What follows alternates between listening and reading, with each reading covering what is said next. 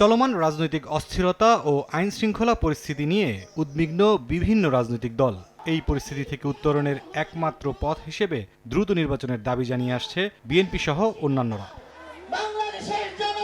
বিএনপির ৪৭তম প্রতিষ্ঠাবার্ষিকী উপলক্ষে বিকেলে কেরানীগঞ্জ দক্ষিণ উপজেলার আলোচনায় যোগ দেন দলের স্থায়ী কমিটির সদস্য গয়েশ্বরচন্দ্র রায়। বলেন, পুরো দেশে নির্বাচনের রব উঠলে ষড়যন্ত্রকারীরা পালানোর পথ খুঁজে বেড়াবে। নির্বাচনের স্লোগানের মধ্য দিয়ে জাতিকে ঐক্যবদ্ধ করেন। আজকে যদি নির্বাচনের জোয়ার তুলতে পারেন, তাহলে সেই জোয়ারে সকল ষড়যন্ত্র ভেসে যাবে। তাই এখন তো একটি দাবি, নির্বাচন যথাসময়ে চাই। আমাদের নির্বাচন হবে।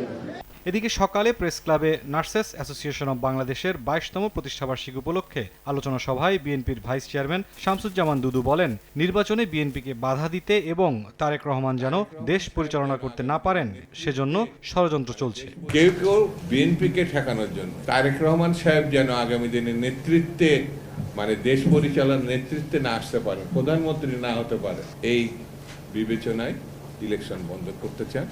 এদিন জন অধিকার পার্টির আলোচনা সভায় অংশ নেন বিএনপির স্থায়ী কমিটির সদস্য আমির খসরু মাহমুদ চৌধুরী। বলেন, যারা ভোট বর্জনের কথা বলে তাদের ভিন্ন উদ্দেশ্য রয়েছে। যদি কেউ বলে যে আমাদের এই দাবি না মানলে আমরা নির্বাচন করব না অথবা আমরা আন্দোলন করব, এটা হচ্ছে অগণতান্ত্রিক, এটা শেখ হাসিনার চিন্তার প্রতিফলন। এটা থেকে বোঝা যায় শেখ হাসিনা কিছু কিছু খুদে স্বৈরাচার রেখে গেছে বাংলাদেশ। যারা জনগণের উপর আস্থা রাখবে না, কিন্তু তাদের দাবি মানতে হবে। এদিন প্রেস ক্লাবের সামনের প্রতিবাদ সভায় বাংলাদেশের বিপ্লবী ওয়ার্কার্স পার্টির সাধারণ সম্পাদক সাইফুল হক বলেন, অভ্যুত্থানের কোনো শক্তি নির্বাচন বানচালের চেষ্টা করছে কিনা তা খতিয়ে দেখা উচিত। নির্বাচনকে বানচাল করবার চেষ্টা করছে। মুরসালিন হক জুনায়েদ, সময় সংবাদ, ঢাকা।